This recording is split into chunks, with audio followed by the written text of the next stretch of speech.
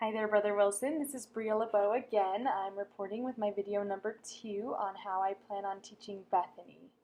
So I've been thinking a lot, and there's so many things that I'd love to teach Bethany. I know she's 17, and it's the age in life when there's so much to do and just so much to learn. It's huge changing points coming along for her. So I'm really excited about this opportunity. I was thinking a lot about what I could do. I know she's getting ready to graduate and move on with her life, and wondering, because I know that this video is for social development, so I've been wondering what I could do to really reach out to her and help her and give her something that she can use again and again and again, a lesson that'll keep on teaching itself later on in life. So I had some ideas, and just like my first video, my ideas started off kind of shallow and without much purpose, I guess, but hopefully you'll notice the progression as I read these things that I chose. So the first one was Latin dancing, just socially getting her out there, teaching her a skill that I know. But I couldn't really see the purpose in that. Second one would be entertaining guests, how to throw a good social gathering, a good party. Third would be just communicating in Spanish, take her out, have her converse with some of my friends. That would get her socially interacting in Spanish, but I couldn't really see like eternal benefits in that either. How to cook a meal with others, so just managing a meal preparation, and I went along with this idea for, well, 2 weeks, and I actually just changed it after I gave it more thought. But I think that what I chose would be a lot more effective than even though this is a good one.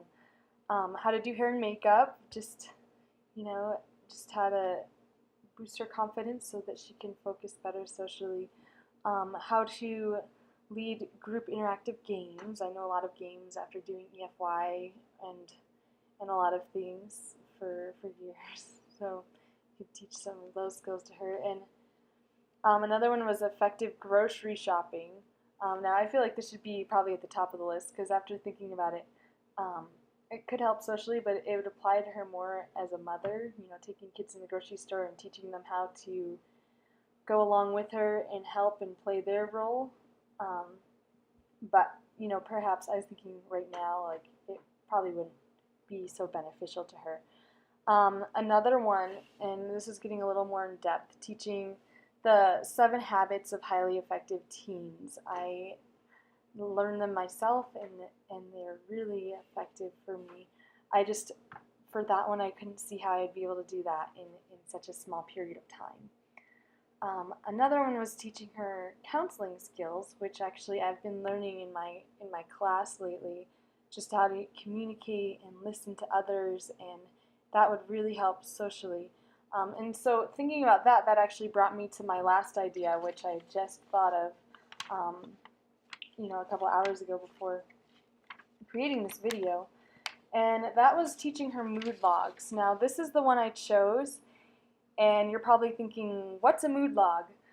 But well, I'm all ready to explain that. I have my prototype and everything ready to go. So let me tell you why I chose to go with mood logs, and then I'll tell you what they are. So right now Bethany is in her second social stage of development, and that's the one where she's working with interpersonal accord and conformity.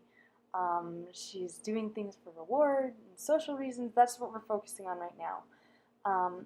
And obviously, like, mood logs, for me at least, when I learned them, it's been one of the most rewarding things that I've learned, and it's helped me so much socially, and that's why I chose them. So currently, Bethany, at age 17, she's going through Erickson's stage of identity versus role confusion. So I know from personal experience that being 17 is a hard time. I wish that I had this information that I'm hoping to pass on to Bethany. When I was that age, it would have helped me so much socially and just emotionally and everything, in every aspect really of life. But I know that mood logs will help her with her finding her own identity, because it really starts from within. It's focusing on intrinsic motivation. So obviously it's a little egocentric, and that's good because at age 17, the world is still kind of revolving around you. You're thinking a lot about what others are thinking about you, how you're going to react in certain situations. Embarrassment is huge, and all of this stuff happens, and it's hard to get through.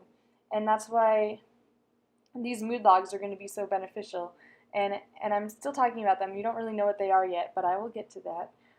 But I wanted to focus on situational interest for her because, well, just talking about like what stage of life she is in right now, I feel like this is very situational for her because it's going to deal directly with things that she's going through at the present, and just typical things that teenagers deal with. So I know that this will be very helpful for her. It's also going to focus on her zone of proximal development. So this is something that she can't just pick up and do herself because she doesn't know how. So therefore I'm going to come in and I'll use a little bit of scaffolding and helping her to learn these things, and just helping her to be able to do them on her own. And after she learns it, I know for a fact that she will be able to do all of these things on her own. So let me show you my prototype. This is a mood log right here.